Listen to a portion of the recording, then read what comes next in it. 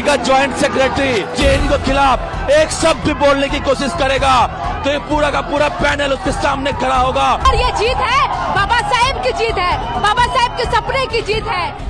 दोस्तों, आज आप लोगों को एक ऐसी जानकारी देना जरूरी समझता हूं जिसको आप लोगों को जानना चाहिए। जी हाँ, देश के उस उभरते हुए राजनीतिक युवा वर्ग को भी जानना चाहिए जो थोड़ा बहुत भी राजनीति में रुचि लेता है, क्योंकि यहाँ से राजनीति की दशा व दिशा तय होती है। दोस्तों, आप लोगों को पता है कि जेएनयू एक ऐसा संस्थान है जहाँ से नेता पैदा होते हैं राष्ट्रीय लेवल के, और जेएनयू संस्थान में ऐसे जो है चुनाव चल रहा था, जैसे लग रहा था कि लोकसभा का चुनाव चल रहा है। उसके 42 जो पद हैं, जो ऐसे पद हैं जो एक तरह से आपको मैं कहूं कि संकायों का जो है अलग अलग जो है पदों का, जैसे महामंत्री, उप महामंत्री, लाइब्रेरी मिनिस्टर, इस तरह के जैसे अलग अलग पद होते हैं, वो 42 हैं। उनमें से 23 पर बढ़ता देखकर बौखला गई थी जो गोदी मीडिया थी, और वो ये जताने में लगी थी कि किस तरह से जीत हो गई है एबीवीपी की।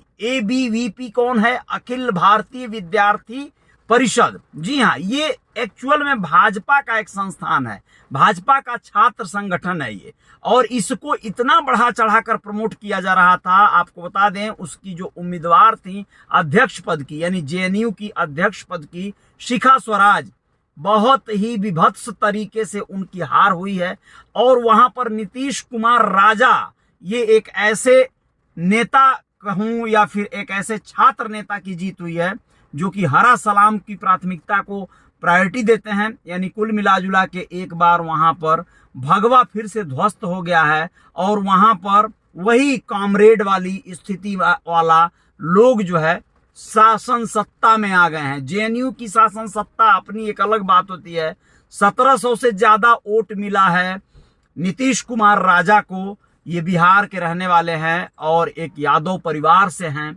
आप लोगों को बताएं, इनके पिता किसान हैं, और ये जेएनयू से राजनीति विज्ञान पर ही पीएचडी कर रहे हैं। जिस तरह से कन्हैया कुमार एक तरह से जिस तरह छात्र नेता थे वहां पर, उसी तरह से नीतीश कुमार राजा इस बार छात्र अध्यक्ष बन गए हैं, छात्र संघ के अध्यक्ष बन गए हैं। और आप लोगों को बताना जरूरी है कि शिखा स्वराज भारतीय जनता पार्टी की प्रस्तावित एबीवीपी की जो प्रत्याशी थी वो हार गई हैं। 1400 से कुछ ज्यादा वोट उनको मिला है, यानी 300 के लगभग अंतराल से उनको शिकस्त दिया है नीतीश कुमार राजा ने। नीतीश कुमार राजा का जो सोच है, जो राजनीति, छात्र राजनीति या युवा राजनीति को लेकर, वो यही है कि आने वाले वक्त में किस तरह से राजनीति का बदलता हुआ दिशा दशा देख रहे हैं।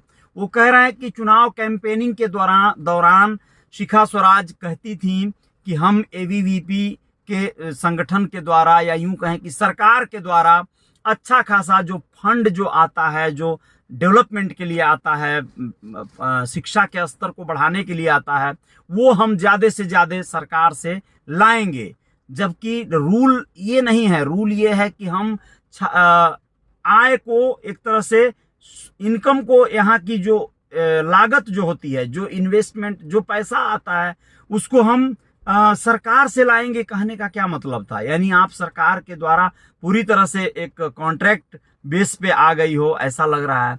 तो बहुत सारे आरोप प्रत्यारोपों के बीच में कुल मिला जुलाकर छात्र संघ का जो ये भारी भरकम चर्चाओं का सबब बना हुआ चुनाव था, वह जो है इस बार भाजपा या एबीवीपी हार गई है, और वहां पर जीत हुआ है। इसको तेजस्वी यादव को भी बड़ा क्रेडिट जा रहा है, क्योंकि तेजस्वी यादव की पार्टी या फिर वामपंथी तमाम ऐसी पार्टियां हैं जो कि सपोर्ट करती हैं इन युवाओं को, जो लोग कॉमरेड कहे जाते हैं, लाल सलाम कहते हैं, हरा सलाम कहते हैं, इस तरह की चीजों को जो है प्राथमिकता देते हैं लोग।